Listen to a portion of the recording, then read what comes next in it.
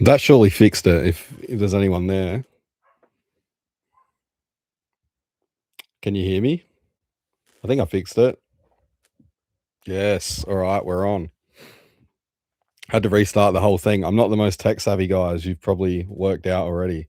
Bit old school. You probably tell by my shirt that from another era. So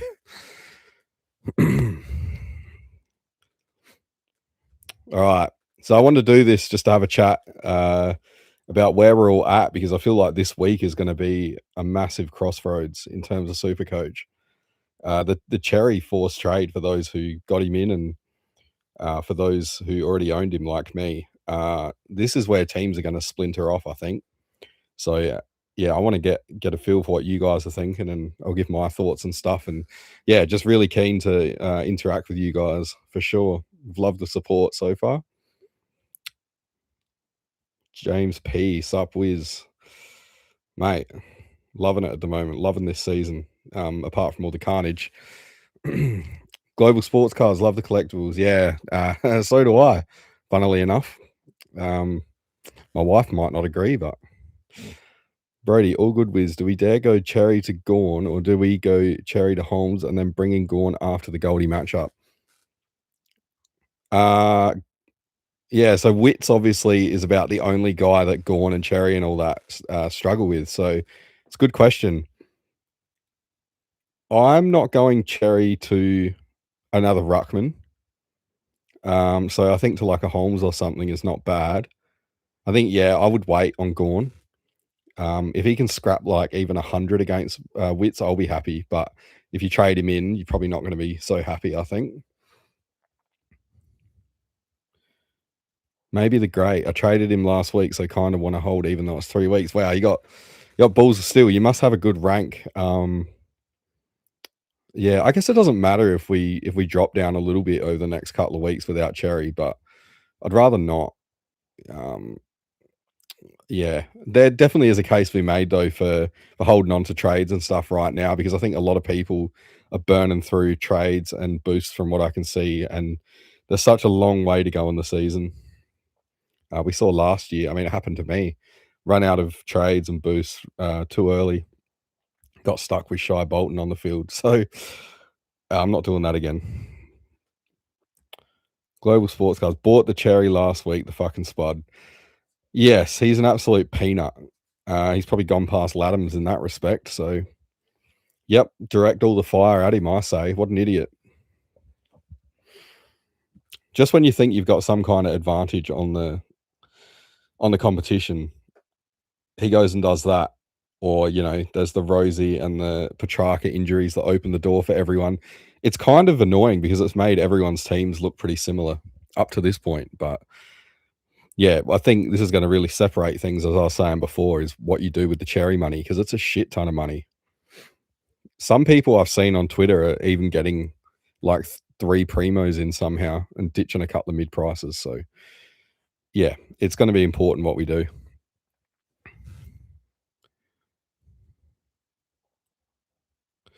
Was going to bring in Jacko. I'm not sold on Jackson, if I'm honest. I get why he's popular and stuff, but Darcy really impacts his scoring, and I'm not sold on him as a midfielder at all. Champion Data definitely seems to love him though, so it's not the worst thing to get on the end of. Brody was thinking of Parrish and Cherry out for a Holmes and Kirch. Then hopefully McAndrew can do a job for a week and grab Gorn for the Dons matchup. Kirch scares me with Hardeman returning. So I'm thinking something kind of similar. McAndrew to do a job for a bit. I'm not obviously grabbing Gorn because I've already got him, but I don't want to grab another Ruckman because I don't want to get stuck with 3 Ruckman. I think I'd rather get Cherry back eventually, but yeah, as for that third Ruckman, maybe down the line for a flex spot, but I don't want to get trapped into anything early. Kirch, is Hardeman a threat to McKercher though, or is it more to like Blamires? Because that's what I've been hearing. I mean, you're the North fan, so you tell me, but I don't know. Hardeman's more of a lockdown, isn't he? Michael Higginson, is Watkins still a viable trade in after a price rise, or should I look elsewhere? It depends. Do you have Murdoch? If Murdoch's named this week, you have to get him in. If he's not, then I don't know. Watkins, he's probably more viable than say a rookie that would be like a regular rookie price because he was 99K. He, even though he's increased, I'll have a look how much he's increased before I answer that. But yeah, he wouldn't have increased like up to a price that's as high as others if they had started at a higher price. So 156. I don't think there's a problem with doing it. I think if you want him, get him in. He's probably going to average like mid 60s or maybe a touch higher if he's lucky. But I mean, if you're happy with Philippou, and most people are going at an average like that, well, then I say why not for Watkins? It looks like he's got decent job security now. Kirch or Worrell? With the Jordan Butts news that he's going to miss the next 2 weeks, for the short term, I'd say definitely McKercher. Worrell's going to be forced to play a bit more lockdown because I assume that Borlace will come in for Butts, and he's quite small for a key defender. So, Worrell at like that 195 centimeters, he's going to have to play bigger, especially this week against the Fremantle with the 3 tools. I got a feeling Tracy's going to rip us a new one, but yeah, I'd be saying Kirch over Worrell for now. Global Sportscast, talk to me about Luke Parker. He's looking killer back there, and the high tog is like in the 90s or something. The only problem for me is that I feel like Clarko will just chuck him into the middle whenever he needs him.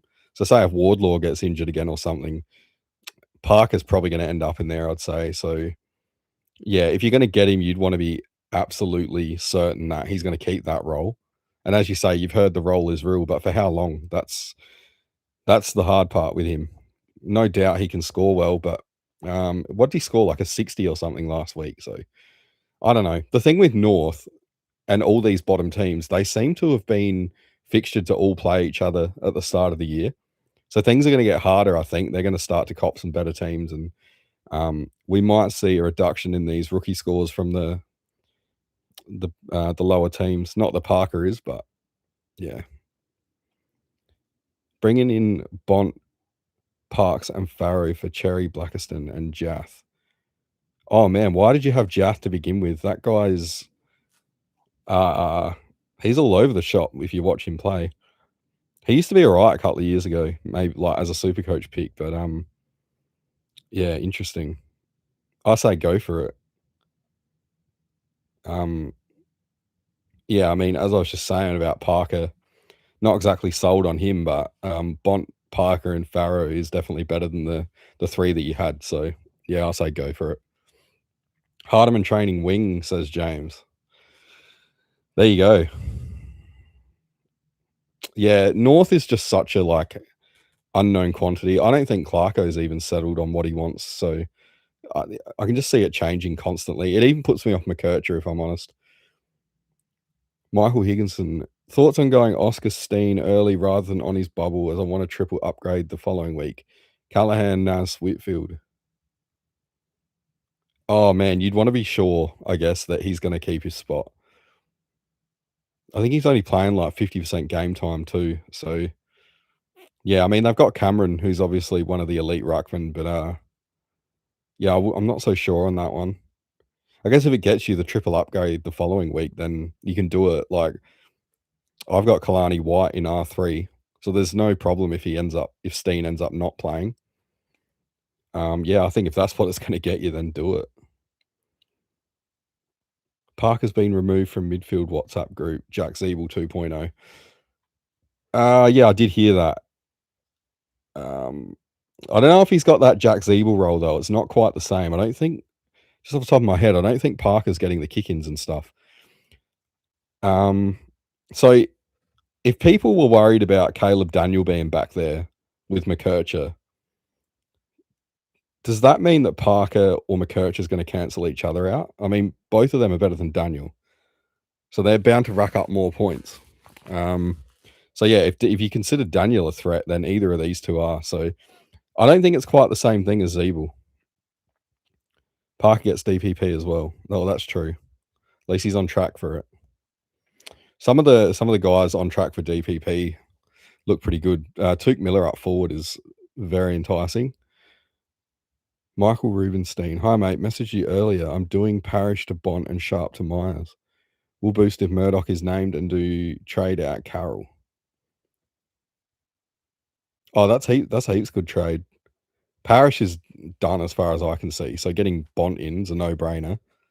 And Sharp to Myers. Even if Sharp plays, he's probably not going to make too much money or he'll be a slow burn. So yeah, I'm all over it. I got Myers in last week, so couldn't endorse that one enough, I think.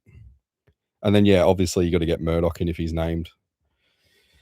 Carroll, if he plays, is going to be okay. He's just going to be a bit of a slow burn, I think. But I've said it before in my reviews and stuff. You don't want all your rookies peaking at the one time because you can't possibly trade them all out. So you don't want, them to peak in price and then because you can't trade them out, they start losing money. So it's not a bad thing to have some of these slow burns. Hey Wiz, looking at a decent price mid, thoughts out of Sarong, Brayshaw, and Dunks. Good question. I think I'm going to check it now, but I think Sarong and Brayshaw, have either of them scored like good together this year? Or is it just like one is up and the other one's down, kind of like the Houston Dacos thing that I pointed out? Let me have a look. I'm just going on a website now. Yeah, okay. So they haven't toned together yet. The thing about Dunkley over those two is you can always rely on Dunkley for a good 115 or whatever. And if he's not getting it now, he always comes good. Brisbane are definitely one of those teams that ramp it up as the season goes on. So was it last year, I think? They started off poorly as well? Or was it the year before? But yeah, they definitely are one of those that they deliberately build into the season. So once they get flying, Dunkley, second half of the year is normally pretty crazy. Just going to check on Dunkley as well. I think he's been pretty quiet to start the year, hasn't he? Yeah, wow. Only a 96 average. Okay.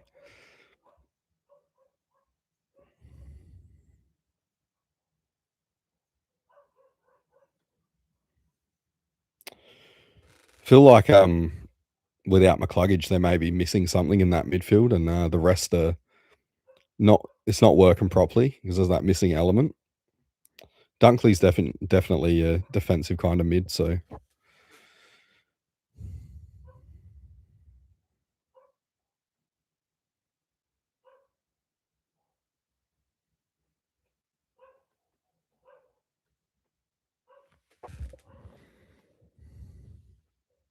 did anyone trade in Houston?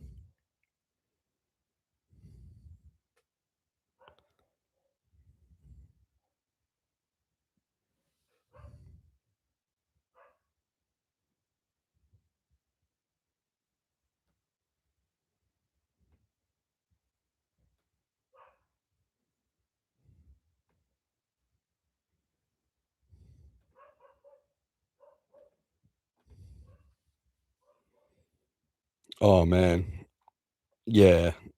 Houston might come good though. Trade him in last week. Last week, as in like before he got the shitty score this week, or you at least got one decent score. I'd assume it was after the two decent scores. Brody, wonder if Whitfield could be a play after his bye got Ash as well. I don't see why not. I think Fonte's starting to drop off a little bit, and yeah, Whitfield and Ash, they could both coexist. I got my eye on Whitfield as well. Eventually, yeah, we've seen it before. You can have two top defenders in one team. Maybe not both top six, but yeah, they should be around the mark.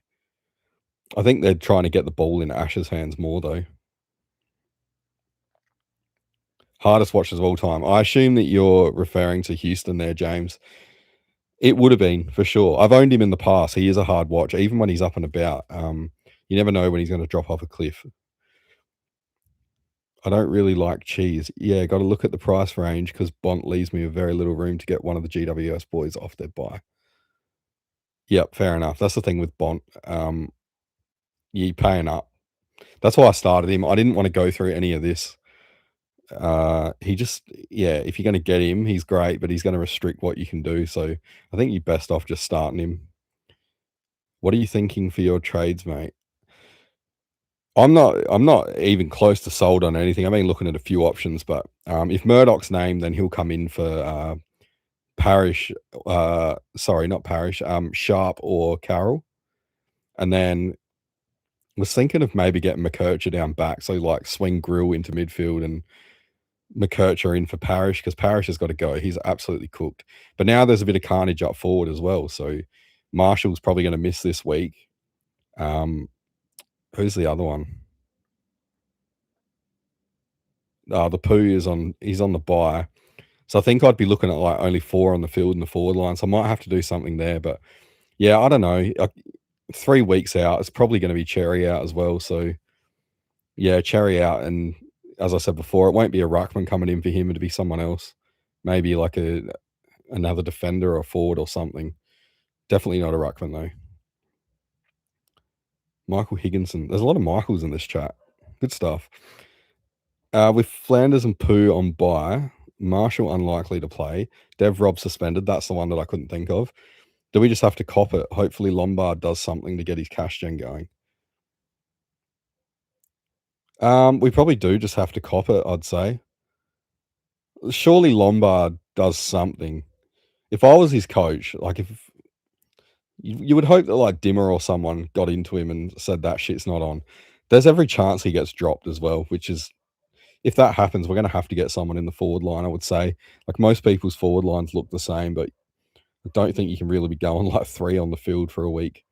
I know it doesn't matter, like it's total across the field if you've got the 18 or 19 or whatever, but yeah, it's probably not the best to have that all missing on one line.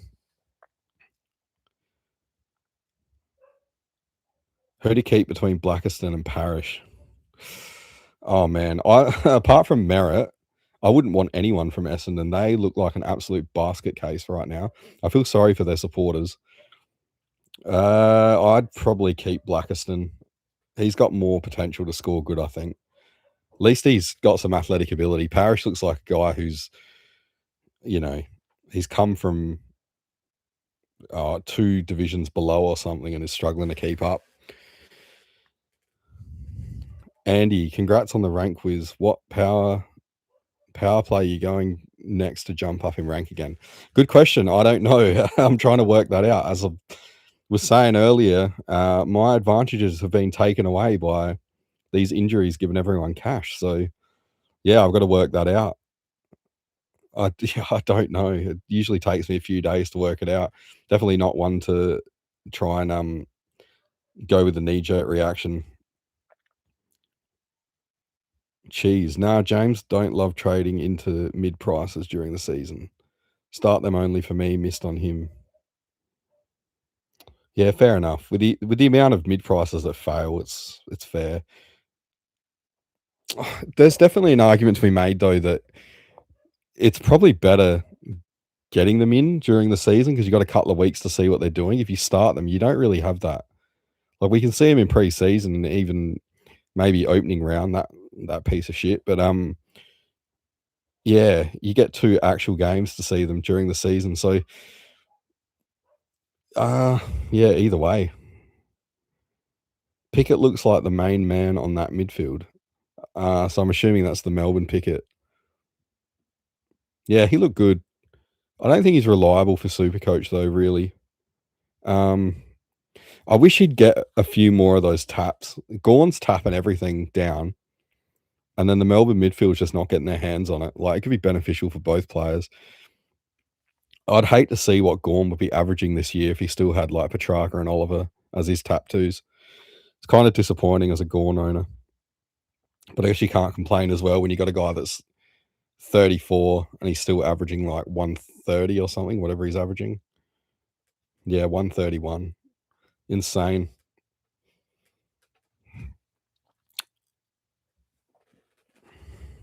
Is anyone interested in Shy Bolton?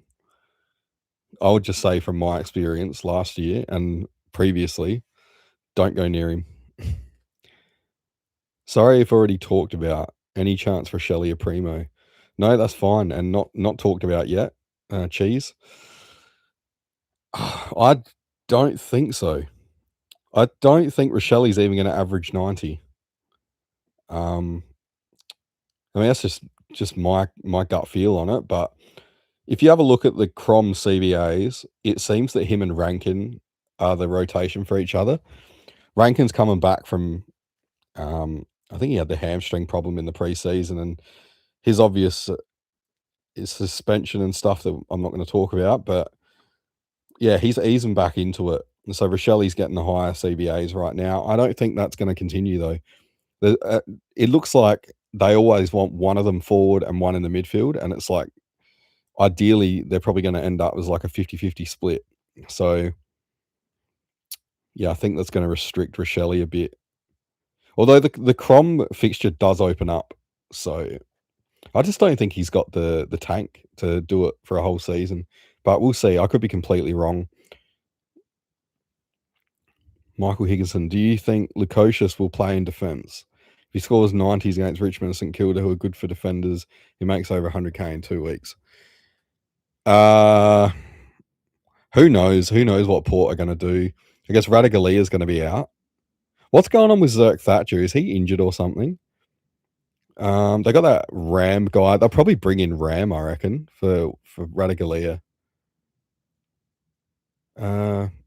Richmond hasn't got a tall forward line either, really. So I don't think Lukosius will go back. I think they'll keep him forward. I think half the reason he went to Port was so he didn't have to play in defence or anything. But again, like who knows? I don't know what these coaches do or what they're thinking. So wait until we're given some kind of indication, I guess. And even then, take it with a grain of salt. Cheese. Sam Berry has been cooking in there too. He's set in there. Dawson too just locks for 75, 80% CBAs. Yeah, Sam Berry's definitely gone under the radar, and I'm kind of ashamed as a Crom supporter that he was right under my nose and I missed that one. He'd be quite an easy one to get rid of Parrish and go straight to Berry, but yeah, I don't know. It's hard to trust Berry, but he's doing well. He definitely looks like a different player with McAndrew given taps to advantage. McAndrew has changed the whole team. Shy Bolton, though I love him as a player, he's one of those guys who drives you nuts, Supercoach drives. Yeah, 100%. That's what I found. It's either 150 or it's like a 30. What about holding Cherry and getting Reeves as a placeholder with some serious upside? You could do, but I don't like rucks that are splitting their time. Reeves isn't getting high tog or anything. So if he, how do I explain this? Because he's got such limited time, if he starts a game out, and let's say it was like Gorn on the weekend, how he struggled to score at the start, there's not really any time for him to pick that up. So there's not much safety with the pick. Like if I was Sam Mitchell, I'd be playing Reeves mostly, and probably not even bothering with Meek. Like probably use Meek like a how Fremantle use Darcy and put him on a lot less. But I don't think it's going to happen. So I don't really like the Reeves pick. If Shy was 400k, I'd think about it. Even then, I think that's what I got him for last year. I wouldn't ram out 4 to 5 weeks. Okay. Does anyone know what's going on with Zerk Thatcher? I googled it the other day and it didn't come up with any injury or anything. But as I said before, I'm not the most tech savvy guy. Surely there's some Port supporters in here somewhere. Shy scored a 5 or something in a game last year, didn't he? Yes, he did. It was a full game. Right there. That's classic. He probably got 160 the following week. Michael Rubenstein, an old VC Dacos and Bont every week. Yeah, that's why you get them in there. They're captain options pretty much every week. To be honest, there's not really many taggers that I'd be scared of this year. It's probably Geelong are the most restrictive ones.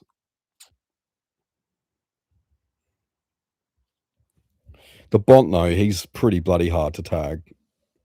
Like, even if they do restrict him, he's still gonna get, like, a 110 or something. I wrote about that in the article for, the sword play season guide when I did the tagging thing.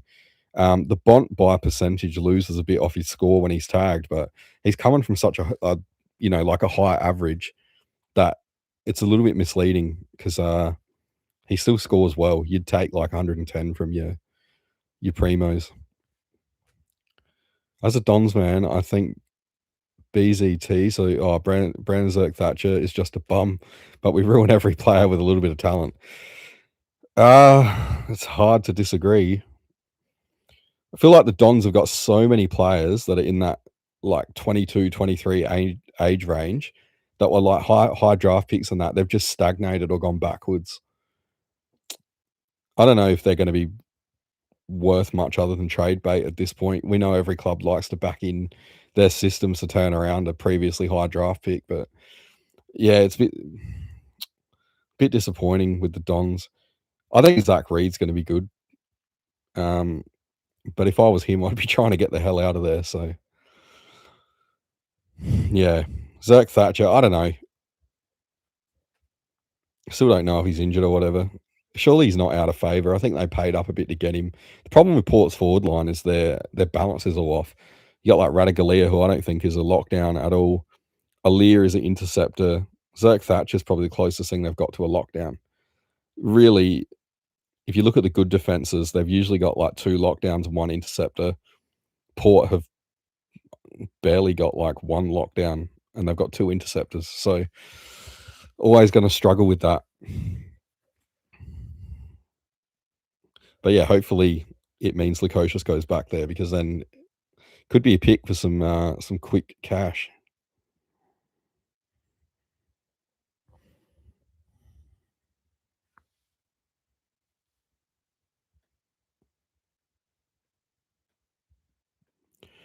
John Stevens, best mid option under 524k, Parker.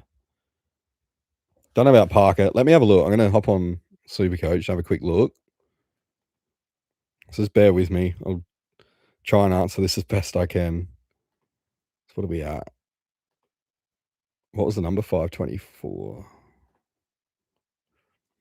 So obviously you guys can't see what I'm looking at, but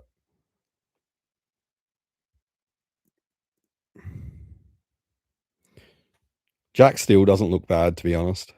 At least we know with him, I'm not saying that he's the best option, but he's different to Parker because we know that Steele's not going to move from the midfield. He can't play anywhere else. And Parker looks all right, don't get me wrong. But yeah, I don't trust Clarko. Hate to say it, but Clary looks okay as well. And again, he can't move from the midfield. He can't play anywhere else. Does anyone remember when Melbourne chucked him on the half back for shits and giggles? And yeah, it didn't work out well.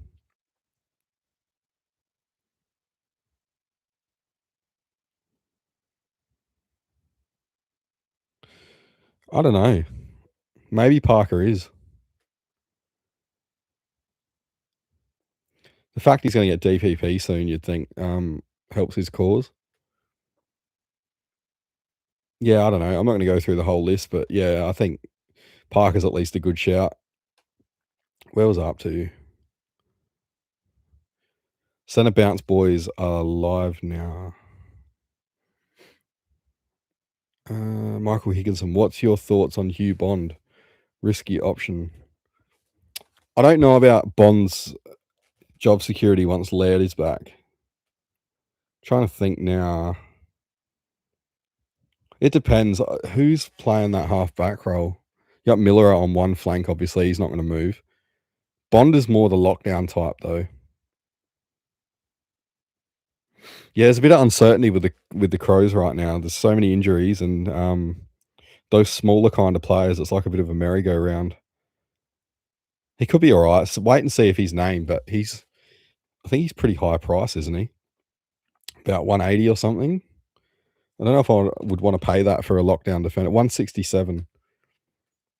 Yeah, again, I don't know. It depends on your team. I think there's plenty of good defense rookies. But yeah, like I don't know. It can be hard. Being a Crow supporter, it's a bit of a blessing and a curse, like with any team that you support, really. Sometimes You can kinda overthink it, I reckon. Cheese, would you be interested in any of Cozzy or Myers this week? Um, well, I've got Myers. I bought him in last week, so yeah, I'd hope that I'll be interested in him. I think he'll do alright. He did really well against Hawthorn last time. Cozzy, yeah, he's got the potential and stuff. I don't think he's consistent enough though. He's got some pretty shitty floor scores last year, and I don't think he tonned many times. He was just, yeah, it's kind of a hard one to explain. Doesn't seem to be a huge ceiling or anything. 135 this year. He's gotten better as it's gone on, but then you got like a 74 and an 86. So, um, yeah, I mean, how good's he going to go against Gold Coast this week? Then he's got Brisbane in 2 weeks. He's a bit like the Shy Bolton one, I reckon. It's going to be a bit up and down.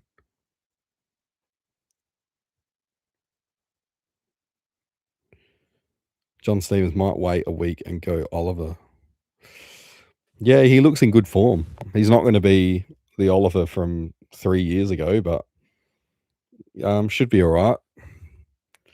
109 from Steele with 16 tackles isn't great though. Yeah, that's a good point, but he tackles a lot. Is Melbourne playing on Norwood Oval in Gather Round? Because I remember, was it last year or the year before? He went nuts and got a heap of tackles on there because it's such a tiny oval. I don't think they are. I think it's Melbourne and Essendon on Adelaide Oval. So yeah, I don't know. Maybe not still. If that's a good point you make. Cheese, I'm actually even thinking of Sam Darcy as he plays my deplorable mob this week. God, I'm terrified of that game. Dogs 200 on us. Oh, yeah, I'd hate to be in your position. That's for sure. I don't know. It's not clicking for Darcy yet, but this might be the week. Yeah, I can't see the Dons defenders being able to stop him in the air somehow. Which defender rookie would you go excluding Grill, Jakes, Lindsay, and Sarong? Bo Allen looks okay. I think he's gone up though already. I'll just check that. He's 200K. I think his job security is okay, but see if he stays in the team. Like, you just never know with West Coast as well. They're another one like that. Let me have a quick look and see what's around in defense. This is a problem. I haven't really looked at trades too much yet.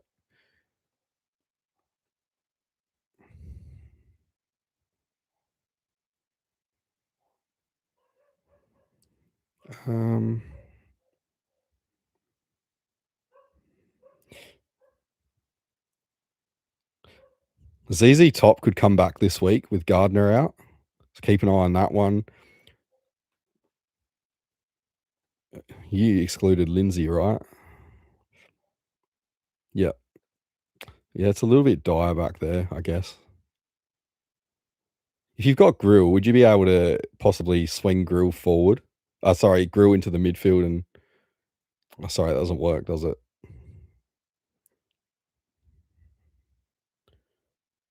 Yeah, I don't know.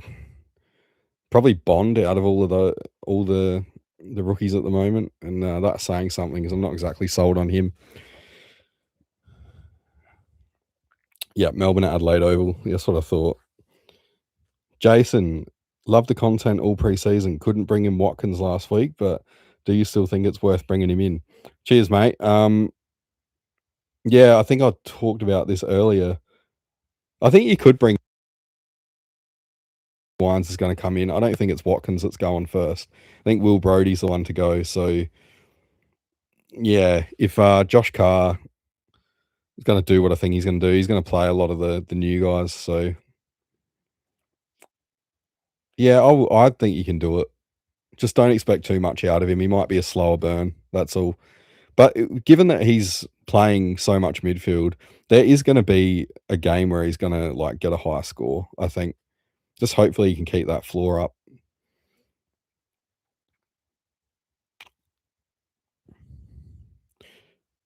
No way Chase Jones holds. Was really hoping he'd back a big score.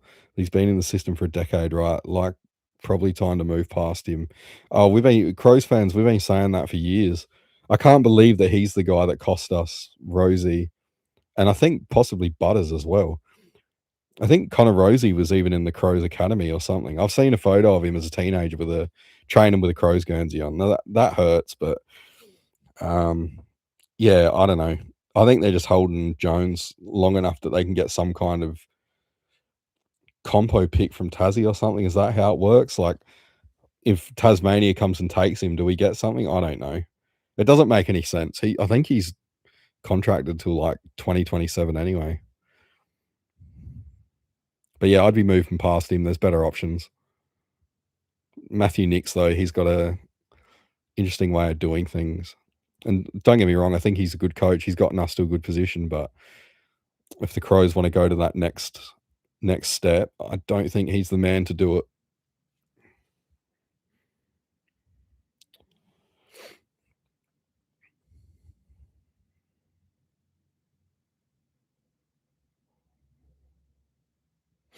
Has anyone got any like real left field pods that they're thinking of? That's what I want to hear about is yeah, something real unique like that. Because everyone's teams, as I said before, are starting to look a bit similar for obvious reasons. But yeah, if someone can break from that with a really unique pod that's going to do well, they're gonna get ahead for sure. Taranto, yep. Is there a possibility he could get forward DPP? The only thing that kills him is his disposal's disgusting. Like, I don't understand how you can play AFL football and you still kick like a 9-year-old. Obviously, it's not going to be everyone's strength, but you would think once you get in the system, you've had years to work on it. Taranto's not a kid. You think it would be a bit better than that.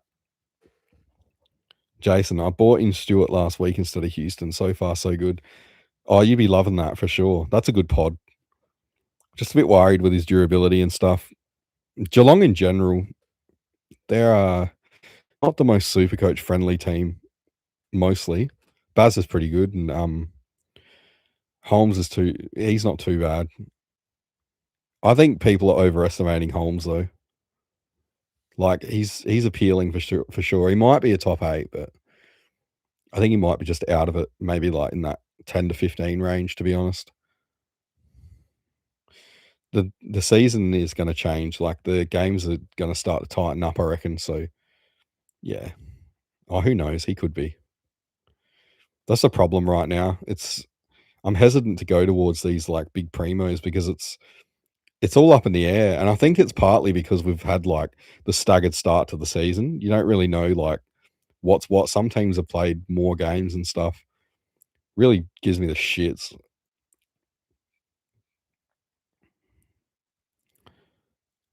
Chris Davis, evening to you too, legend. Global Sports Cards. I got Sam Berry. He's been pretty good so far. Oh, that's a heaps good pick. Did you start with him? Because if you did, that's a stroke of genius. He's probably going to make like 100, 150K or something. It's definitely the McAndrew factor with him, I reckon. Lucky, good to see you, Wiz. Keep up the good work. Cheers, mate. I'm trying hard. John Stevens, really considering Parker, but seems too good to be true. If Supercoach has taught me one thing, if it seems too good to be true, it probably is. It's probably a real pessimistic way of looking at things, but oh man, if Supercoach doesn't cause you to be pessimistic after these years, like, are you even playing the game? Jason, my pods have all been pretty solid so far. Warwick, Stewart, and LDU. Yeah, nice. Yeah, good picks. I guess they're pods for a reason because they're kind of risky, but maybe not so much with Worrell. But the next 2 weeks, you might notice a little bit of a drop off with him. I'm curious to see how LDU goes when North get the harder matchups. What have they got coming up? I'm going to have a look. As I said before, it seems like all the bottom teams, or what we thought were going to be bottom teams, all been fixtured to play each other at the start. So Carlton, Brisbane, Richmond, Giants. Oh, he should do all right in maybe like 3 of them. Brisbane will be hard. And then Geelong, Sydney, Crom. Yeah, this will be a big test for LDU. Maybe he has turned the corner. I don't know. Cheese. I went normal this year and started no pods, just generic, and I'm off to my worst start. Wow. 57K only, up from here, I guess. Okay, yeah. Describe generic, like, all just, like, high-owned players, or because I think that's part of the problem is that some of these really highly owned players, they kinda didn't work out, and they still could, but over the first few weeks, it kind of feels like everyone's been pushed down together. Everything's 100% gonna open up once the buys are over. We get back to best 20, is it 23? Best 23 scoring. It's gonna be really important to have, I think, yeah, some consistency across the field. We can't get by on best 18, erasing those, non-fieldable rookie types. Definitely, though, I think the lack of sub this year has opened it up for the guns and rookies thing. My lowest owned player was 16% and a bunch of okay. It can turn around quick. So if you've got that kind of team, like, it's obviously it's hard to get ahead of the pack and get a really good rank to begin with, but on the flip side, it's really hard to fall way behind. So you might be alright. It's just probably gonna be how you navigate the next couple of weeks and out of the bye rounds. After last year went way too poddish, which worked out early, but near the end of the season, it hurts you. I guess it depends on the player too. Jason, you reckon it's worth trading Carroll to another rookie who'll probably generate more cash? Yep, I'm looking at doing it. It could be him, could be Parrish. Sorry, it could be him or it could be Sharp if Murdoch's name, because I don't have Murdoch. That was something I got lucky with. I was tempted to get him after 1 week, but tried to go the safe option and just don't go early, and it worked out for now.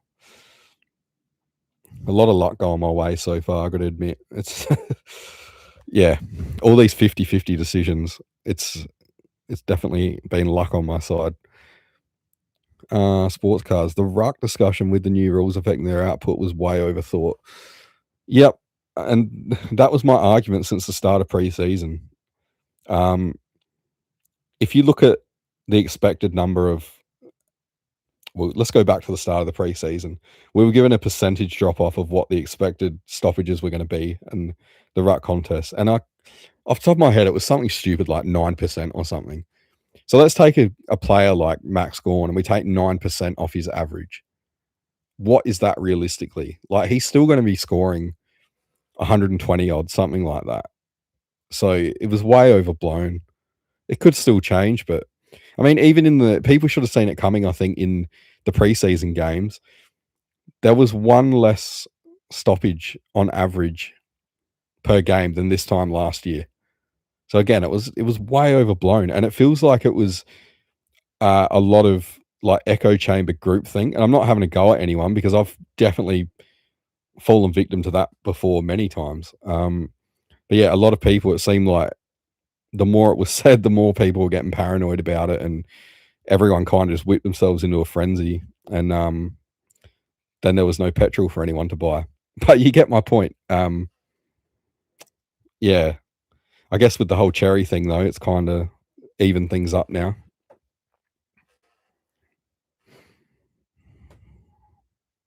But yeah, the Ruck thing is, I think it's most of the reason why I've managed to have a decent start this year. And again, it's probably just luck a bit. Like, how long is Gorn going to defy time?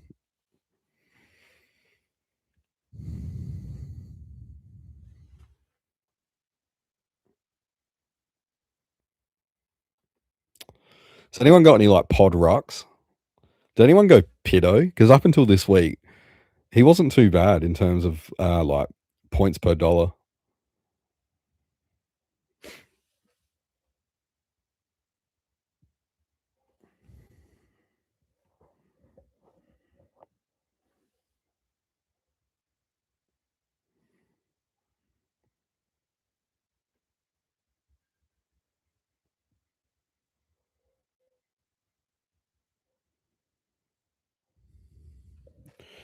Chris, if you had Sherry Parish and Sharp, who would you move them to this week? Hypothetically, that's exactly all I do have, and that's exactly who I'm looking at getting out. So, Sharp to Murdoch if he's named. If you've already got him, then I don't know. Few options. I'm looking at Parrish to McKercher maybe, and then Cherry for a mid or forward primo or something like that. But yeah, not another ruckman. It depends on your setup. I just don't want to lock into 3 different ruckmen. So I got Gorn right now and Cherry and McAndrew, obviously, but I want to get Cherry back. So yeah, it depends on your team, but that's what I'm doing, or that's what I'm thinking of doing. Darcy Reeves is a trap, I think. Yeah, I agree. There's not much safety there. Like, he's doing well so far, but that Tog is not good. And for how long as well did Mitchell go with Meek, just Meek? And I know there was different rules and stuff, but it seemed to work out not too bad for them, especially when you've got like Chol as well. So there's every chance that Reeves could just go. He doesn't do much, to be honest, except for win ruck taps. So yeah, it's a bit unsafe, I reckon, that pick. It's going to be interesting to see if teams start getting more similar or different with all the dramas. Up until this point, they're pretty similar. I think, though, the next couple of weeks, they're going to start to get different, though. A lot more cash being freed up. It almost feels like another season restart with the Cherry money. I don't know if it's an advantage if you already had him or whatever. Because if people, people are making these trades now to try and make their team the same. If you've already got those players, you can continue to do what you need to do, I guess. Hopefully the others are a bit restricted, but yeah, I don't know. Cheese, I'm thinking Kirch and Sarong in for Parrish and Cherry. Gives me the cash to get Whitfield off his bye next week. What do you think? Yeah, well, Parrish has got to go, so that's an easy one. I don't know if I'm sold on Sarong. The guy seems to play like one quarter or one good half or something and gets all his score. It could be all right. Sarong last year was a bit of a pain in the ass. He's kind of up and down. I don't think the new style of games, even though I think they're going to slow down, he doesn't get a hell of a lot in transition from what I know. So I don't know. I feel like with the Cherry money, there's probably, is there any left over? Like, is there any wiggle room if you still get Whitfield next week? Are you able to go up from Sarong to someone else? Because I feel like there's better options if you can do it. Thoughts on Tim Taranto? Good run score, 107, 107, 148, big pod. Yeah, for sure. Who have Richmond played? Let me have a look. So I said before about all the bottom teams seem to have been playing each other. Taranto can be good though, we know that. Just struggles hit targets. So Richmond have been playing, apart from Carlton, they've had 2 what you think are top 8 teams, Gold Coast and Freo.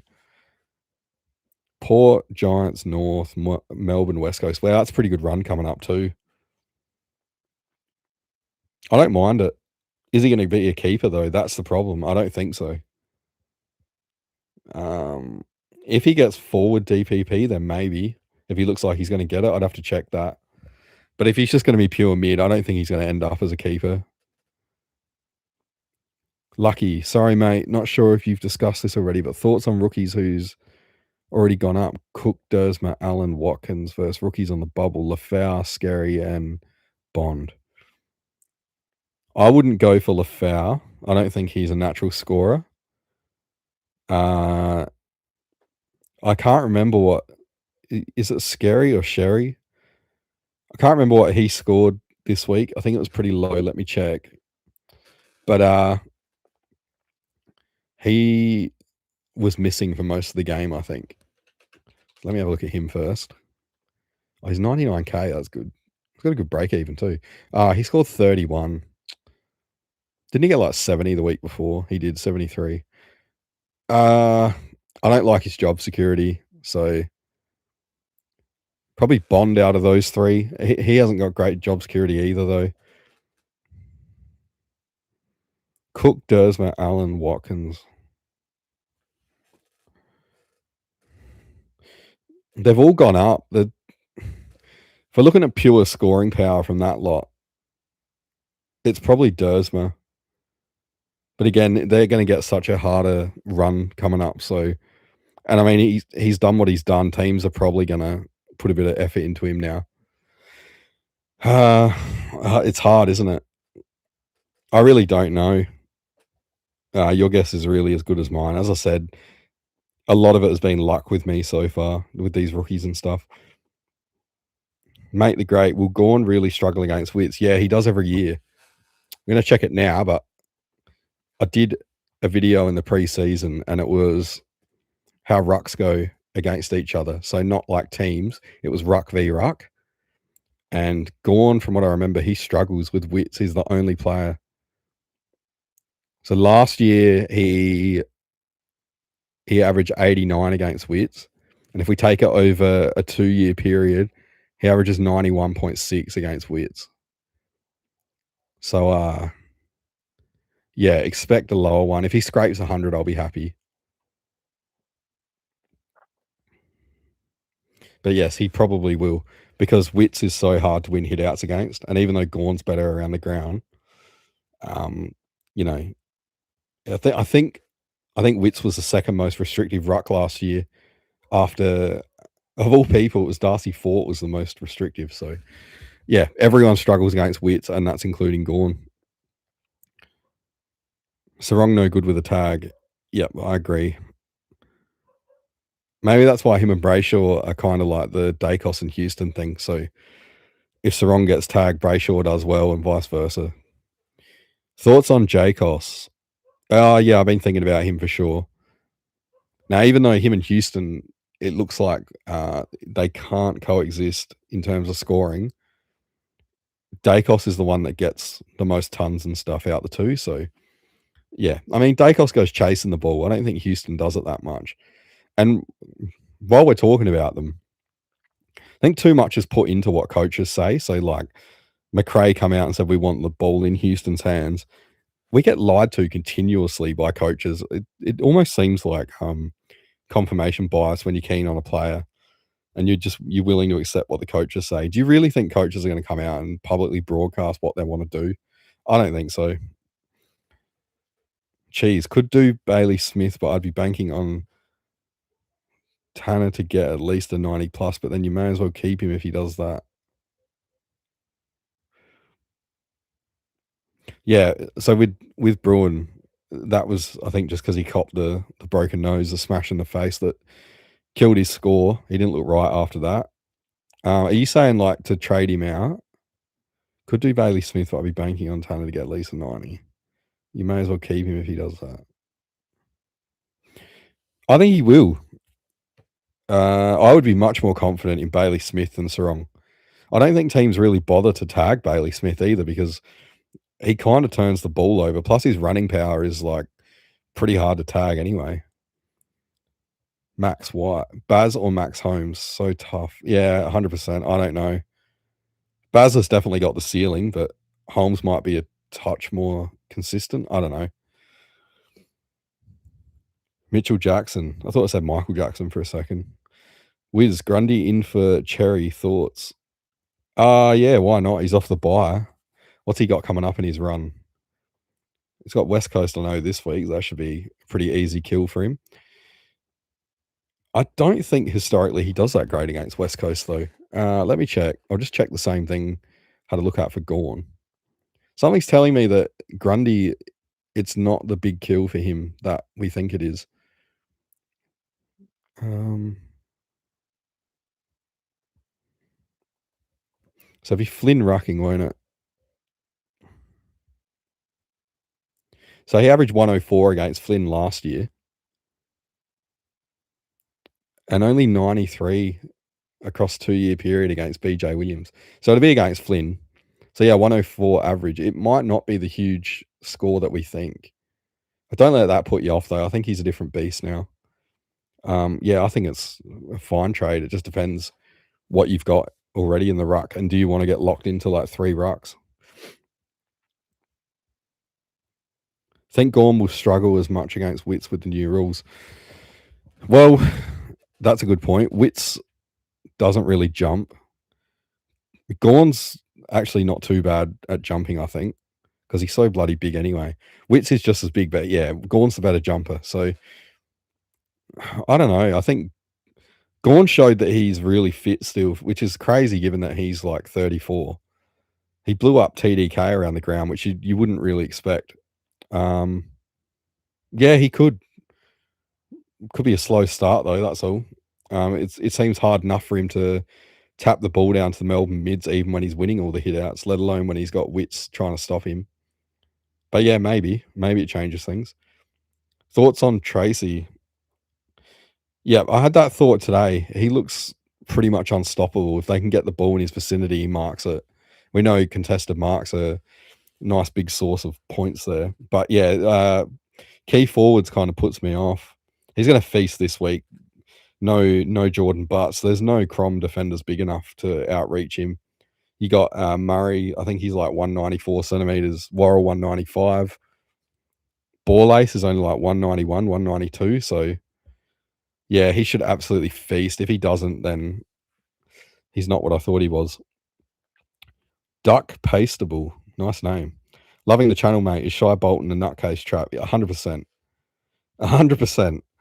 I'd want to see like 6 weeks of tons in a row. And even then, I'd still be skeptical.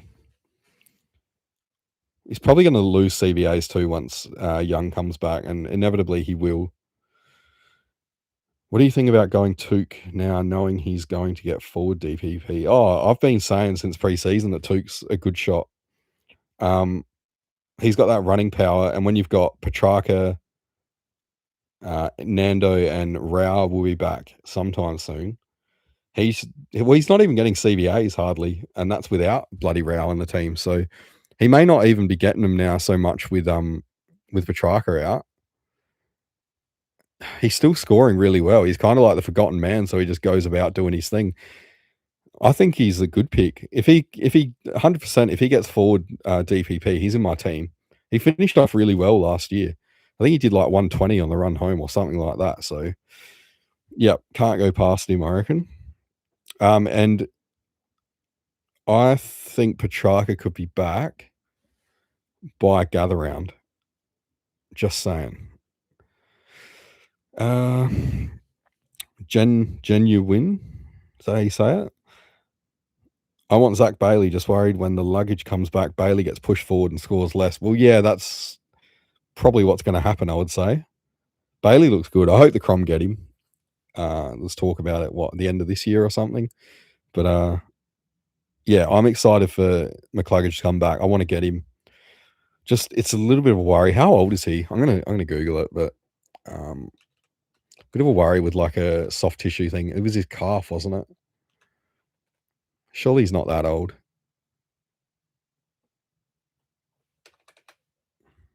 28. Yeah, maybe not get him straight away. Maybe see how he goes for a couple of weeks. But yeah, I wouldn't get Bailey just based on that. Rookie roulette out of Smith, Parrish, Cook, Blamires. Who's your pick this week out of those?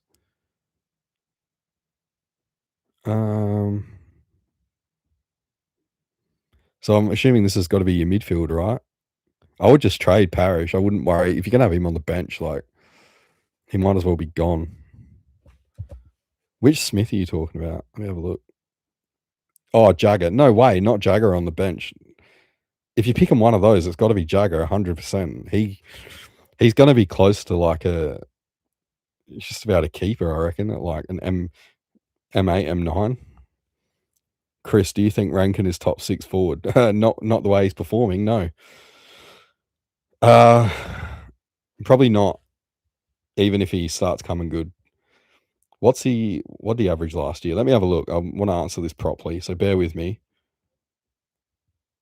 I think he averaged like 90 something, wasn't it? Or about 100, 98, 100, something like that.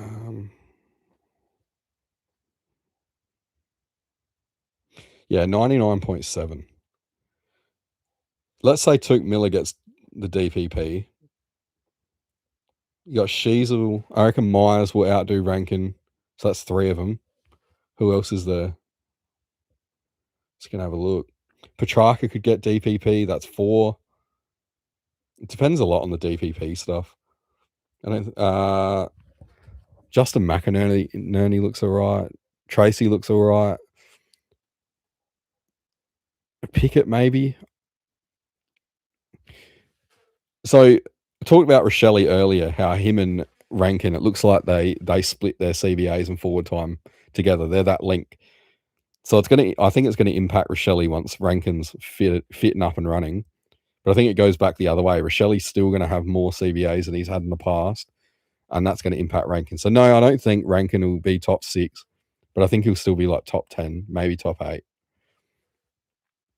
Sorry, I took the long way around to answer that, but I wanted to do it properly. So, Darcy, talk of Young playing a different role when coming back. Okay, I haven't heard of that. Was he going back down to defence or something? Or yeah, elaborate on that, please. Max White. I don't know if I can bank in that Josh Treacy gets 3 goals and 8 marks a game. Yeah, that's true. That's the nature of owning a key forward. It was the same for me last year with Thilthorpe. But when they do go big, it's enough to, it brings their average up. And if you're going for total points, that's fine. He should probably get that the way he's playing.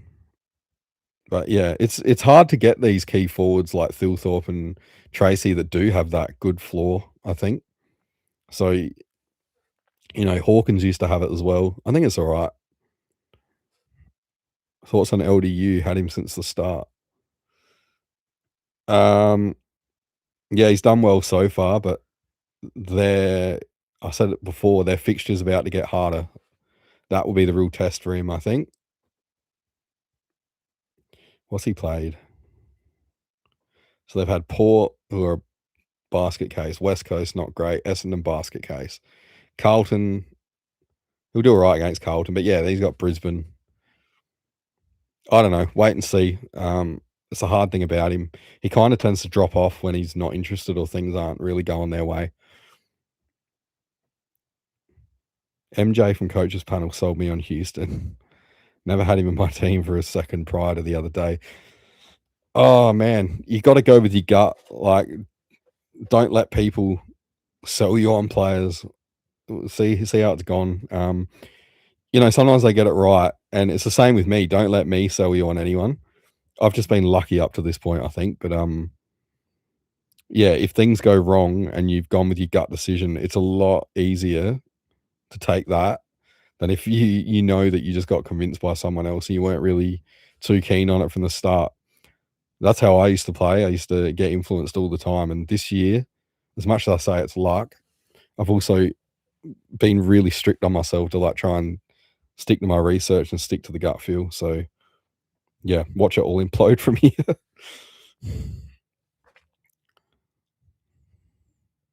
Wouldn't be trading into North midfielders with no Cherry for 3 weeks. And that's a good point too. They're not going to be getting first look at the ball. Who is North's second ruck? Is it Coleman Jones? Because I don't think he's gonna set the world alight. Let's have a look. Just bear with me again. Going back to the old footyscores.net. What a great website, by the way. I know you guys can't see it currently, but yeah, Coleman Jones. He had 2 hitouts for the last game. 35% game time. But it's not like he was up against a great ruck. Like Blackiston's got potential and stuff, but yeah. No, it's a great point.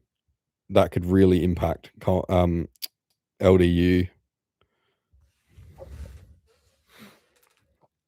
Will BFC.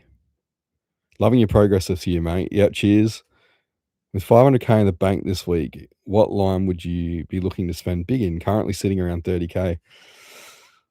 Well, if you got 500k in the bank, you can do anything. I don't know. I don't know what your team looks like, so probably be shoring up the weakest position. I'd optimize my team and then have a look at where the weakest player on field is and try and get them onto the bench or get them out. Yeah, without knowing what your team looks like, that's all I can say. Sorry. Darcy, Callum Coleman Jones. Yeah, that's not good for LDU. Cody, elite shirt by the way, 90s channel, 2 gold. Yeah, mate, it's pretty bloody obvious by the room and the shirt and everything that I'm 100% a 90s kid and proud of it. Best era of all time, if you ask me. I'm not biased or anything though, just because I lived through it. Full shanty. Thoughts on 2 Primo Ruck? Grundy looks mad deadly. Oh, 100% he does. I started the year 2 Primo Ruck, and yeah, Cherry turned into an absolute dickhead. But yeah, there's nothing wrong with 2 Primo Ruck. I think McAndrew's not quite turned out to be scoring as high as we wanted. He's doing fine. The team that's currently ranked first though has McAndrew in R2, I'm pretty sure. So there's something to be said for that. But yeah, 2 Primo Ruck, 100%. Grundy looks great. It's probably going to end up just being Gorn, Cherry, and Grundy again. And probably English that step below. But wait and see with that. That's exactly why I don't want to commit to 3 Ruckman yet. I want them eventually, but getting stuck with the wrong one out, not getting the top 3 right could be a big problem. So I want to see a bit more. Do you have Cherry? If so, are you trading out? I do have Cherry, and yeah, I'm probably trading out. I feel like if I don't, my rank's going to tumble, so I kind of got no choice. It's kind of tempting, like you could hold him, I guess, and then hope to cash in later when you've got an extra trade that you saved and stuff like that. Like if I trade out Cherry, I think I want to get him back. So that's 2 trades gone. But if I hold him for 3 weeks and somehow just try and get through it, let's say we were back in round 1 and it meant that I was going to go through best 18 rounds the whole time, I probably would have held him because it's easier to hide someone like that, but and just make up the distance later. But yeah, it's a bit harder, I think, when he's gonna miss a couple of like full best 23 rounds. So Max White out of Tracy, Bolton, Pickett. It's crazy that I trust Josh more. No, it's not crazy. I think he's more consistent in a way. So he's not dependent on CBAs or any shit like that. So he's always going to just be the main target up forward. And that's something to look at. So pretty much the whole reason I picked Thilthorpe last year, and surprisingly, he ended up being top 6 on total points. He was the go-to man for score involvements, like inside 50 is the main target. All the stats to back that up. So Tracy, I'm pretty confident would be the same. So yeah, it makes the pick a bit safer. Full Shanty, yeah, maybe Luke Jackson in flex, perhaps to get dual position. He might. It came out on Twitter before. There was a list of potential DPP changes. I can't remember if Jackson was on there. I mean, if he gets forward DPP, then yeah, I'd grab him for sure. But if he doesn't, he's not one of the 3 rucks that I would be wanting, unless something happens to Darcy, which is kind of inevitable. It's just a matter of like, is it going to be later in the season? Then would you trade back in later in the year? Yeah, that's what I said. So, yep, Cherry would hope to get him back, I think. Hopefully he behaves himself this time once he's back. Who knows? Luke Jackson, no chance for DPP. Yeah, because he's not playing forward as much. They're hell bent on this midfield role, which I don't see the benefit in it myself. Tell me why if you disagree, but you get these other midfielders that they're doing more with the ball and getting a lot more of it than he does. Just because he's like a different type of midfielder doesn't make it better. It's like 300 points minimum for the 3 weeks, so perhaps something to think about with Cherry. Yeah, that's true, for sure. There's just so many options, so many ways you could go with this. It's stressing me out. Hopefully I'll have settled on something roughly by Thursday. Max, VC, Zach, or Grundy? Who's Butters got? Let me have a look. I should know. Oh, they got Richmond, don't they? Um, given what I said before, that Grundy doesn't average as high as you think against West Coast, my head says Butters, but I would still go Grundy, I think. Yeah. Yeah, full Shanti agrees.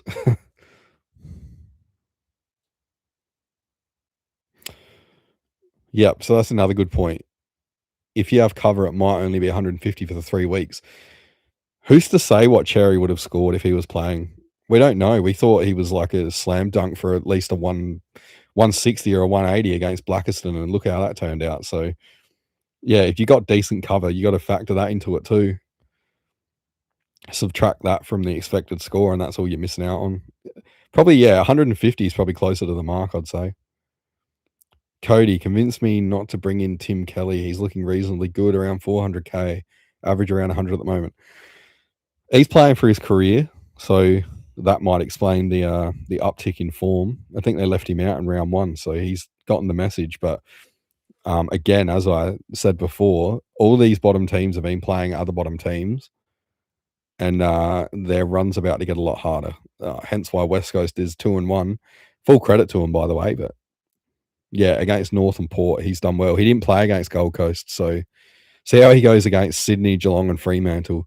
I don't think at his price he's going to get away from us, so you can probably wait and see. What's his break even? He's 401k, break even of 28. Let's say he goes 100 again this week, just a flat 100. If he's lucky against Sydney, he's probably going to make like 30k. So yeah, I wouldn't be too worried. Maybe wait and see how he goes. If he goes well against Sydney, then yeah, he looks much better. James, I think we just need to get Houston back out in the MCG. If he goes 85 plus next 2 weeks, I'll probably keep him for a while thereafter, possibly. Yeah, it depends what you want him for. Do you want Houston to make money, or do you want him as a keeper? Because 100%, there's going to be more scores like what he did on the weekend. That's just how he's always been. Even when he was the main man at Port, he used to do this because I owned him back then.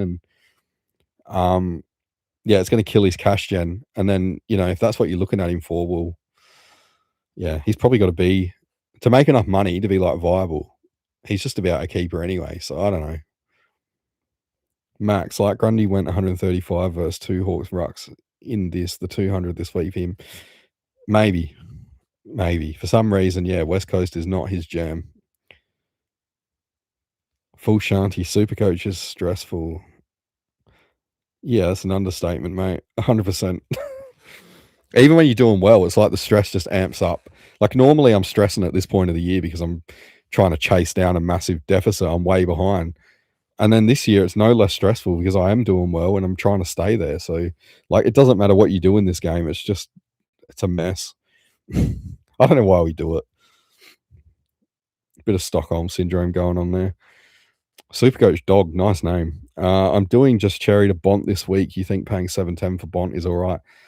Yeah, I see people ripping their teams apart to get Bont in. That's not good, but if you can easily do it, then do it. Like he's 100% number one for a reason. So yeah, why not? Miss Dingo Jack. Are you confident in Steen keeping his place and role? No, I'm not. It did work well for them, but I don't know how long they persist with it. Who have Collingwood got this week? Let's have a look. Sorry, bear with me. They got Brisbane. So he'll be up against Fort and Draper. They probably will go with him again this week, I would say, play the 2 rucks. But I don't know about long term. Who knows? He's not getting great tog or anything. So, yeah. I really don't know. I'm not a Collingwood man. So, yeah, it's hard to tell. Sorry. I'll have to look into that one more. Where am I up to? Darcy. Cherry looked terrible in the centre bounce hit outs against Blackiston. Yeah, he did against who was it? Was it Flynn? Yeah. He's not a jumper at all. Like he does his work around the ground. That game had a ridiculously low amount of stoppages, so Yeah, he was always going to struggle there a bit. But yeah, no, we knew that. We knew he's not good at the centre bounce when we picked him. Not sure if he was off his game after the knock or he just can't jump. No, he can't jump any time. But yeah, that knock was probably worse than people thought. A lot of people saying he flopped and stuff, and then saying that he's he's an animal because he wiped the blood. He either got hit, yeah, he either got hit and had the blood, or he didn't. So he clearly had the blood, so he clearly got hit. So I can kind of understand why he was so pissed off when they were all getting into him saying he flopped and he's weak and stuff. But like he was definitely taken high. But yeah, you don't wipe blood, obviously. Still pissed off about it. Luke Parker trap. Don't know about trap, but like I think he's good for it and stuff, but I don't know if he stays there. Yeah, I can't trust Clarko. Yes, Parker scored big this week. But he also went like 60 last week. So, which is the real one? That's the thing. Did a 137 on Port, but he's played 3 donkey teams so far. Oh, sorry, I shouldn't put West Coast in the Essendon and Port basket, but yeah, 3 weaker teams. I don't know. It's hard to tell with him.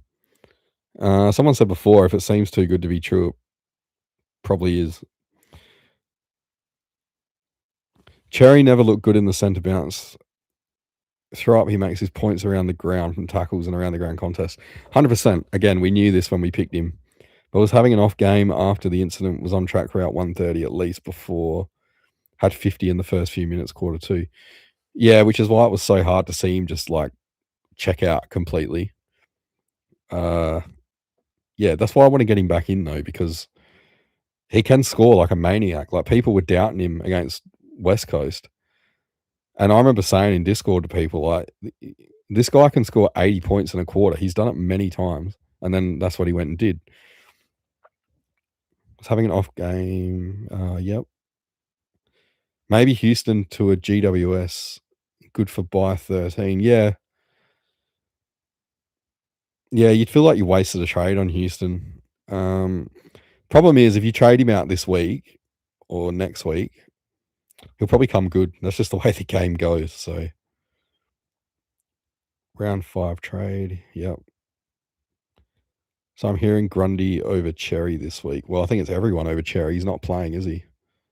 Oh, yeah, so you corrected it. Grundy over Gawn. Yeah, Grundy will outscore Gawn. I'm pretty confident of that. Unless Gawn puts in one of his like all-time performances. And at this point, nothing would really surprise me with that guy. But I can't see Gold Coast kicking long down the line to him like other teams do. Carlton actually didn't seem to do it that much on the weekend. And Gawn, we know, gets a lot of points from that kind of thing. He's just got so many avenues to score. He's a freak. I go for Essendon. Bont will go 300 this week. We can only hope. Everyone's got to have the VC on him for sure. Young Money, yeah, the Wiz. Yeah, the Young Money. Full Shanty. What team do you go for? The Crom. It's been a rough last 20, 28 years, 27 years, whatever it is. Yeah, I would say unfortunately the Crom, but there's been some decent years in there as well. Masturbate her, nice name. Grundy scored 750 plus scores at the end of the season, got concussed 99, then came back not quite right against West Coast in the last game for 104, 50 hitouts. Versus Flynn, 125, 20 hitouts. That's weird. Yeah, he might go big.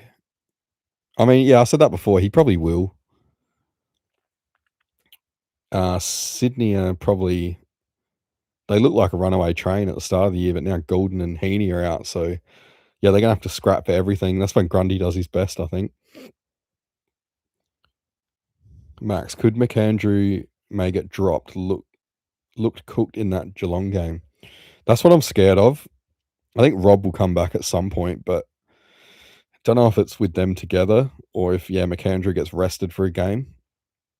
I don't even think McAndrew would have expected to get the number 1 ruck position this early. Maybe once he found out about the new rules and stuff. But yeah, it's kind of come out of nowhere. So I don't know if he's got the tank for a full year yet. Rob is really durable and really fit. I'll give him that.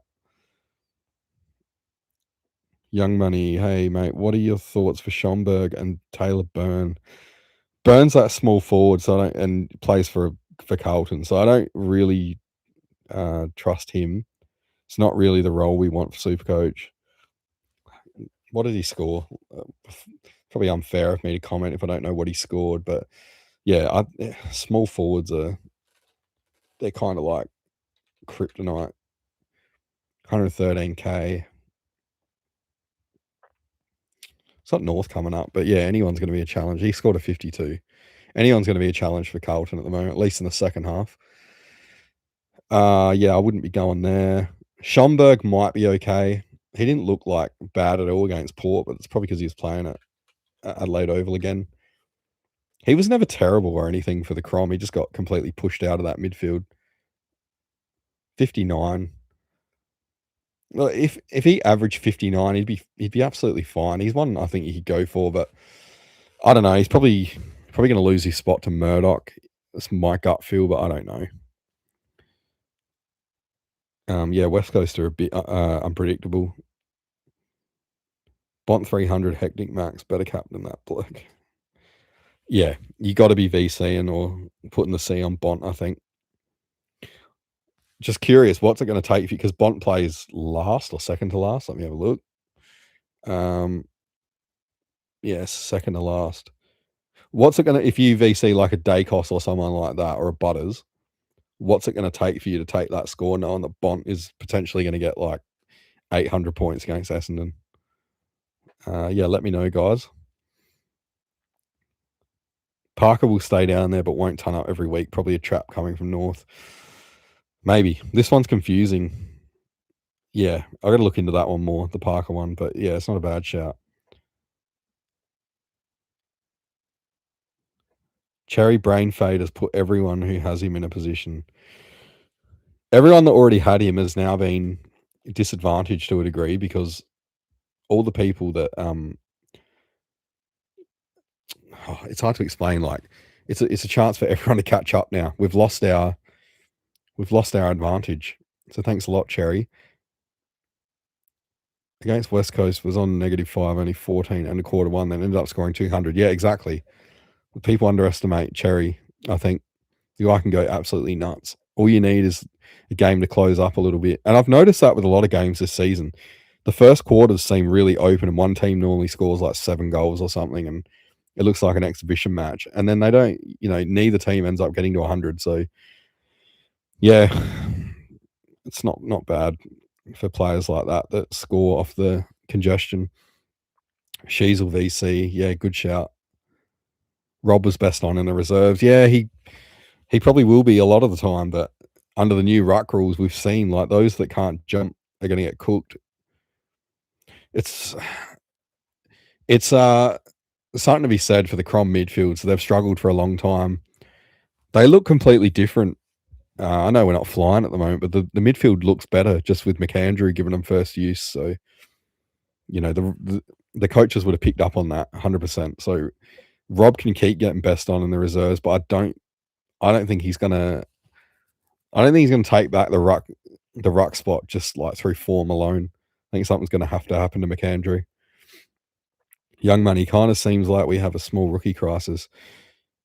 Yes and no. Depends who you've already got. I feel like the only one I'm really annoyed that, well, not annoyed, but the only one that I feel like I need to get is Murdoch currently. Cash gen looks pretty good. Depends who you've got, but a lot of the guys that we started, like Blamires, Watkins, Philippou, even Dev Rob, they're all going to make good cash. The defenders look pretty good as well, like Jake Sarong, even Lindsay now. Selwood will be a slow burn, but he'll make the required money. So I think it's all right. There's pretty good rookies around. West Coast chop and change rookies and fringe players very randomly. Be careful. Yeah, it's exactly what I was referring to. McQualter loves to just shuffle the deck chairs, I think. It would have to be 140 to take it. Yeah. Darcy, as a Crom supporter, are you backing in Rochelle for mid-time with Dawson back? Yeah, I don't think it's Dawson that impacts Rochelle's CBAs. It's Rankin that he splits them with. I don't know if you were here before, but I said they usually have one of them forward, one of them in the midfield at all times. You rarely see, or if ever, Rochelle and Rankin in there together. It's always 1-for-1. So Dawson, you'll probably see Peatling drop off, I reckon. Just let me bring up the CBAs from the weekend. So no Dawson, obviously, is interesting. How does that look compared to the other games?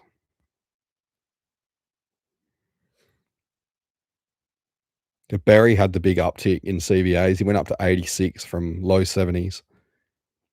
Peatling also had like a 20% increase. Rochelle had a little increase as well, but yeah. Oh, Rankin was hardly in the middle on the weekend, but he was in there against the Dogs. Yeah, I don't think Dawson's the one that impacts Rochelle somehow. Phil Dacos will force us to take his score, then Bont will get 200. Yeah, 100%. Happened to me in, I think, round one. Was it round one where Bont went 140? Or was it round two? Bont went 140 and then 141. I took that as the VC, and then Cherry went berserk. So it hurts, but, it's nice to have both, I guess, if you do have Dacos and Bont. Maybe VC Zach over Nick. Nick's so consistent at the moment, though. Traditionally, he does well against Brisbane as well, I think.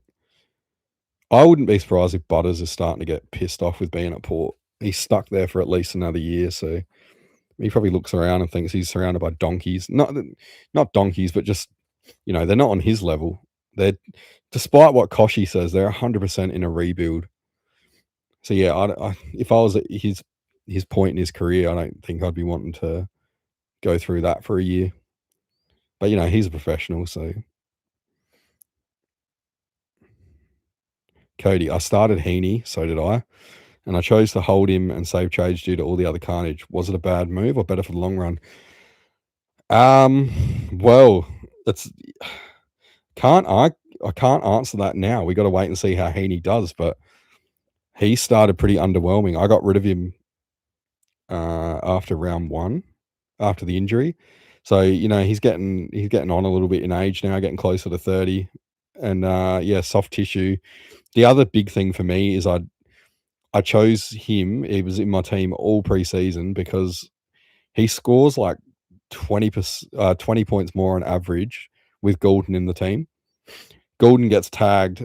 Heaney only gets tagged without Golden, pretty much. And they just work really well for each other. So if Golden's out for ages, I don't know if Heaney's going to score what we want him to. So yeah, it's too hard to answer. Heaney might go nuts and then it looks good, but if he keeps averaging in the 90s like he was, probably wasn't worth keeping. Sorry, I can't answer. Heaney will go big this week. Yeah, he probably will. Is he definitely back? McKercher looking tempting, but might wait another week or two. Yeah, it's not the worst thing. So he's got the same problem as Parker.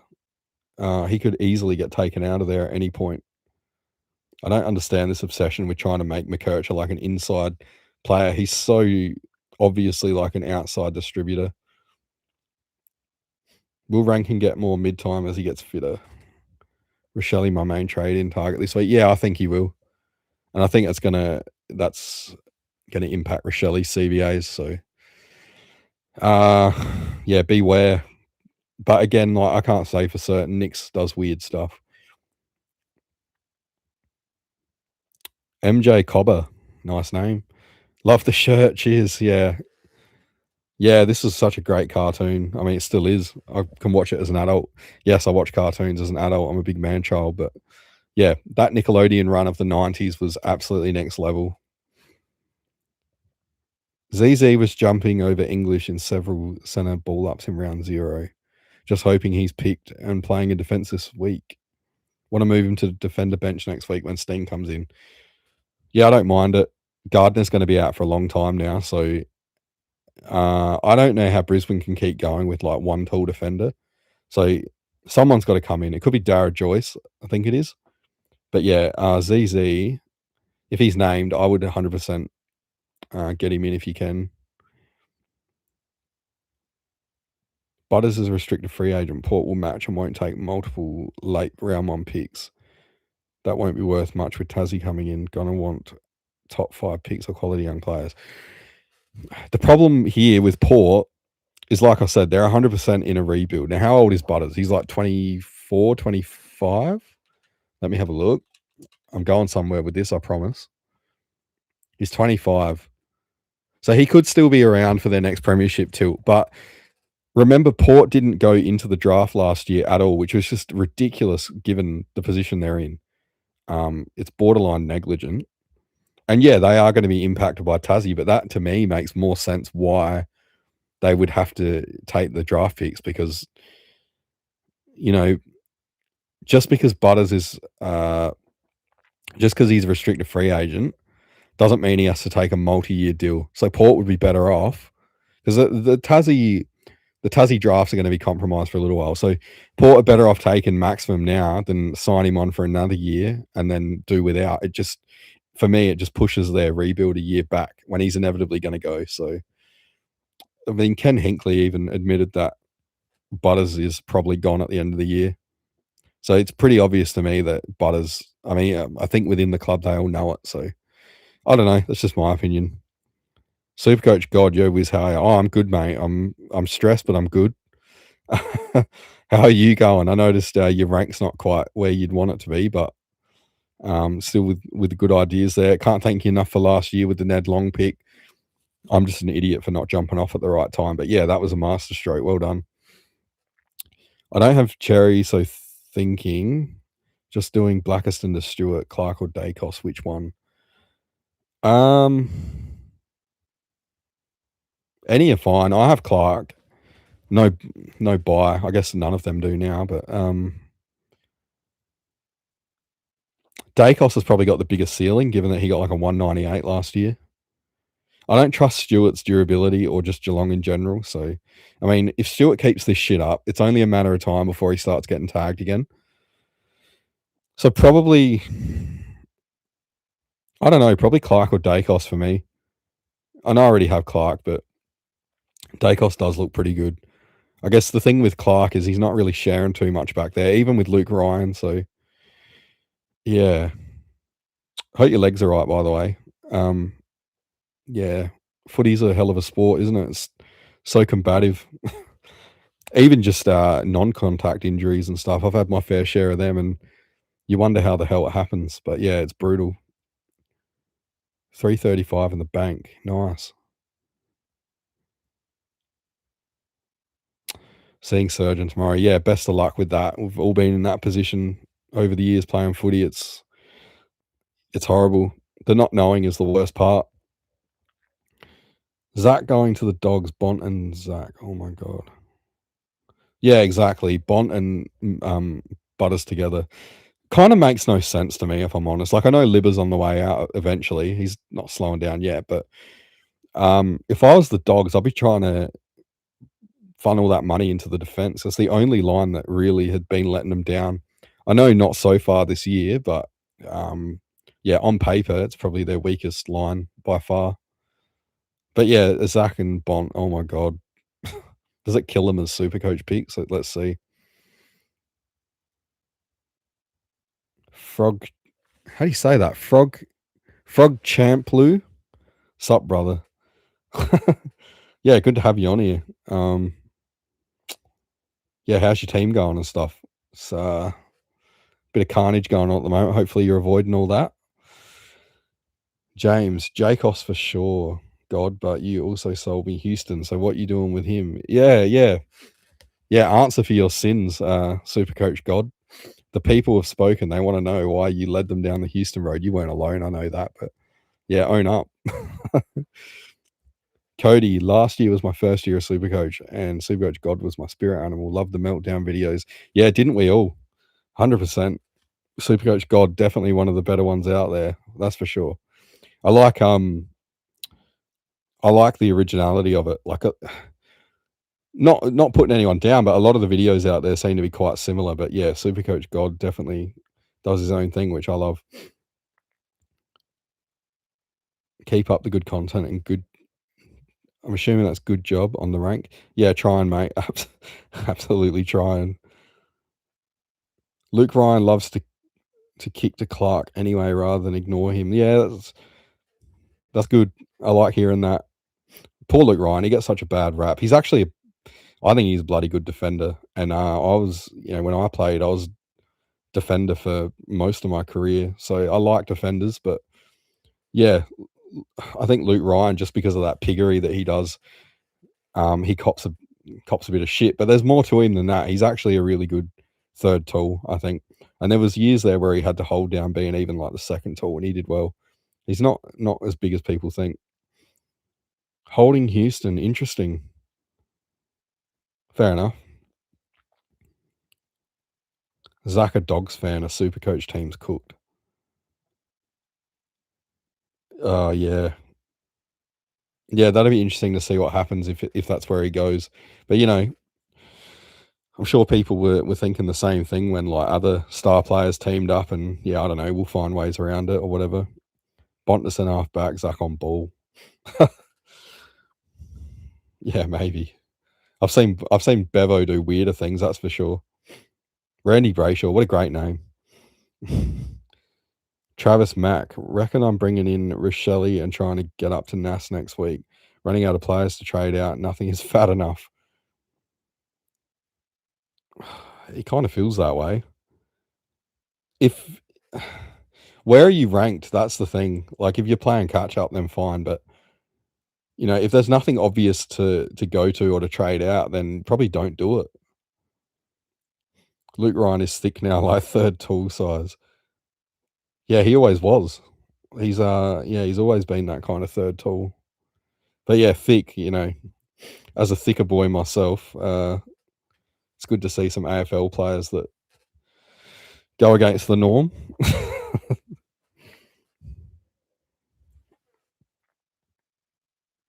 Nothing better than seeing Luke Ryan run 150 meters for a kick in, getting all red in the face, and then he'll run and get the next ball as well, and then you see him just standing there dying.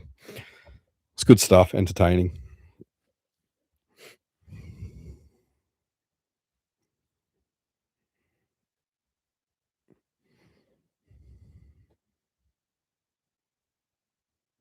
Wow, an hour 37.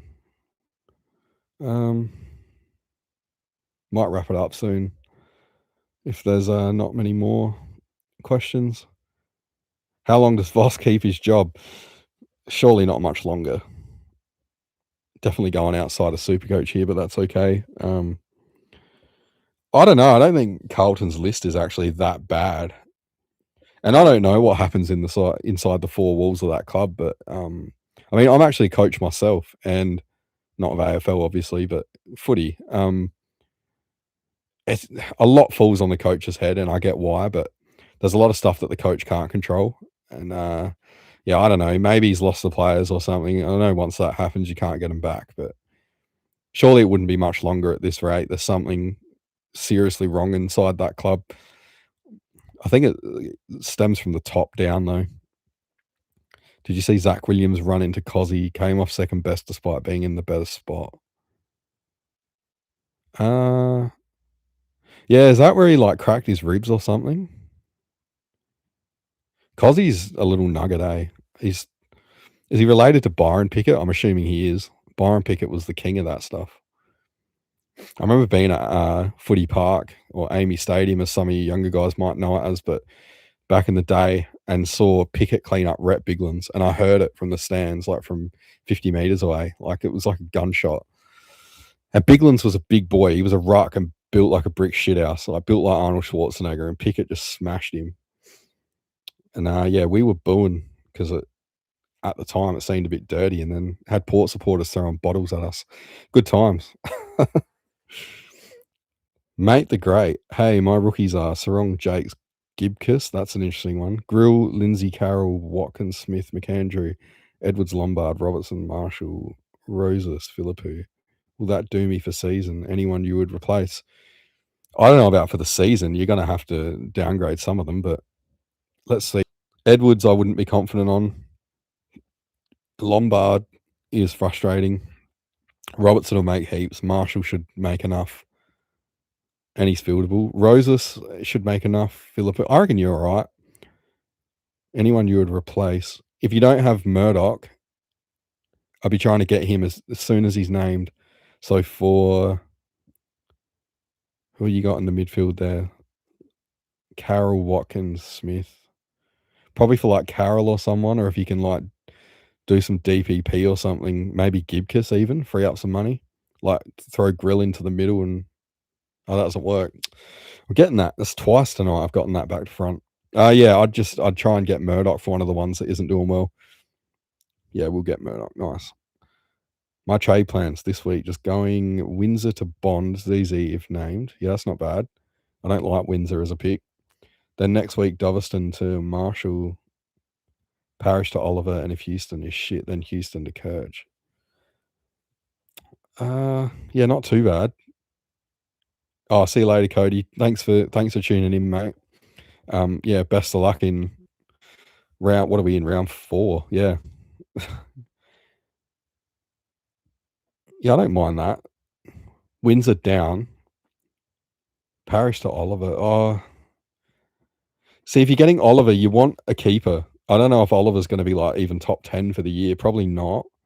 I think especially when Green come. Oh, Green's not coming back this year, is he? Oh, maybe then. Nah, I don't think Oliver will be top 10. But